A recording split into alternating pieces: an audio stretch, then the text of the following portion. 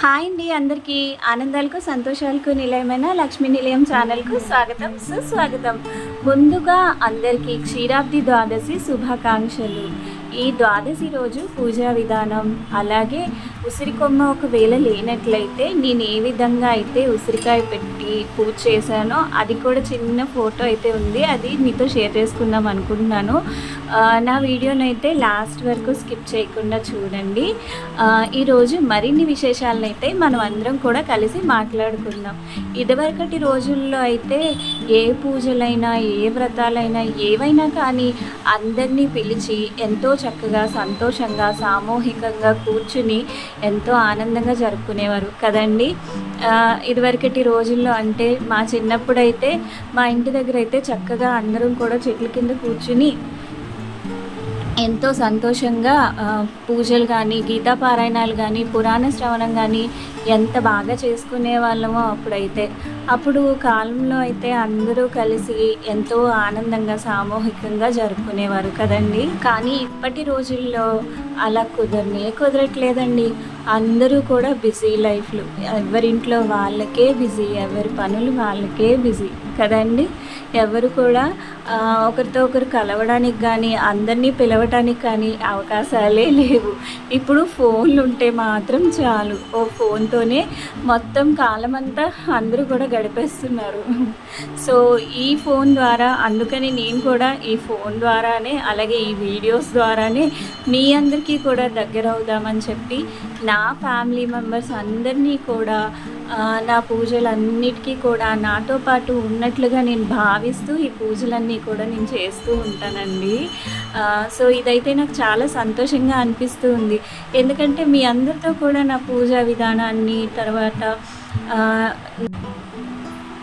నా యొక్క పూజా విధానము అన్నీ కూడా మీతో షేర్ చేసుకోవడం అన్నీ నాకు చాలా సంతోషంగా అనిపిస్తున్నాయండి.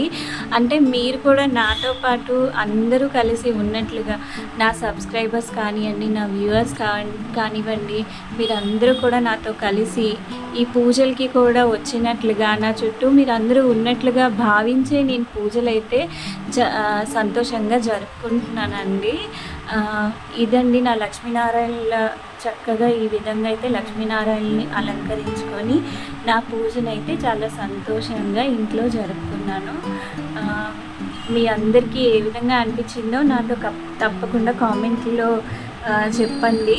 అలాగే ఈ వీడియో కనుక మీకు నచ్చినట్లయితే లైక్ చేయండి, షేర్ చేయండి. మరైతే క్షీరాబ్ది ద్వాదశిని గురించి మాట్లాడుకుందామా మరి? అదే అండి, పురాణ శ్రవణం ఇవన్నీ కూడా కలిసి ఎంత సంతోషంగా జరుపుకునేవారో కదండి ఇదివరకటి రోజుల్లో.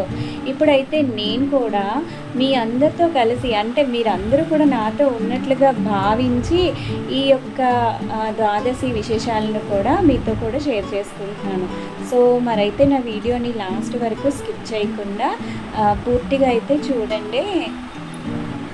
కృతయుగంలో దేవతలు రాక్షసులు అమృతం కోసం క్షీరసాగర మదనాన్ని కార్తీక శుద్ధ ద్వాదశి నాడు చేసిన రోజు కనుకనే ఈ రోజును విశేషించి క్షీరాబ్ది ద్వాదశి అని, అలాగే క్షీరసాగరాన్ని చిలికారు కనుక ఈ రోజునే చిలుకు ద్వాదశి అని, అమృతం కోసం క్షీరసాగరాన్ని మదించారు కనుక మదన ద్వాదశి అని కూడా వాడుకలో ఉంది.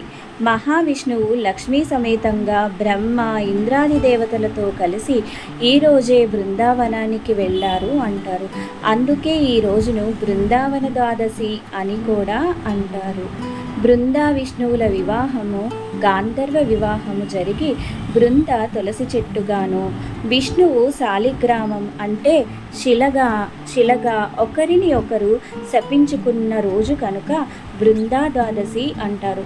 పూర్వము కాలనేమి అనే రాక్షసుడికి గుణవతి అయిన ఒక కుమార్తె ఉండేది. ఆమె పేరు బృంద. ఆమెను జలంధరుడు అనే రాక్షసునికి ఇచ్చి వివాహం చేశారు. కొంతకాలానికి జలంధరుడు దేవతలపై యుద్ధానికి వెళ్ళాడు. దేవతలు అతన్ని జయించలేకపోయారు. అందుకు కారణం పతివ్రత అయిన బృందయే అని గ్రహిస్తారు. ఆ విషయం విష్ణువుకు తెలియజేస్తారు. బృంద పాతివ్రత్యం చెడితేనే గాని జలంధరుని జయించడం కష్టమని గ్రహించిన విష్ణువు జలంధరుని రూపంలో బృంద దగ్గరకు వెళతాడు. వచ్చింది భర్తే అని భ్రమపడిన బృంద అప్పటిదాకా చేస్తున్న ధ్యానాన్ని వదిలేస్తుంది. దాంతో జలంధరుడు ఇంద్రుని చేతిలో మరణిస్తాడు. అది తెలిసిన బృంద కోపంతో విష్ణువును శిలవు రాయివి కమ్మని శపిస్తుంది. అయితే విష్ణువు తన భక్తురాలైన బృందను శాంతింపజేసి ఆమెను అనుగ్రహిస్తాడు. ఆమె తులసి చెట్టుగా అవతరించి అన్ని లోకాల వారి చేత పూజలు అందుకుంటుందని ఆయన తులసి చెట్టుగా మారిపోమ్మని వరమిస్తారు. ఈ విధంగా బృంద పవిత్రమైన తులసి చెట్టుగా మారిపోయి మనందరి చేత పూజలు అందుకుంటుంది. ఇదండి కార్తీక శుద్ధ ద్వాదశి పూజ. నెక్స్ట్ స్టోరీ అంతా కూడా మీ అందరూ విన్నారు కదండి. నాకైతే చాలా హ్యాపీగా ఉంది ఈ స్టోరీ అంతా మీ అందరితో షేర్ చేసుకోవడం.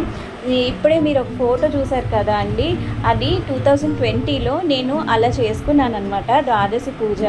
అప్పుడు ఏంటంటే నా దగ్గర ఉసిరి చెట్టు లేదండి, అందుకని ఉసిరికాయకే నామాలు పెట్టేసి ఆ ఉసిరికాయని తర్వాత తులసమ్మని ఇలా రాధాకృష్ణుల విగ్రహాలని పెట్టాను అనమాట.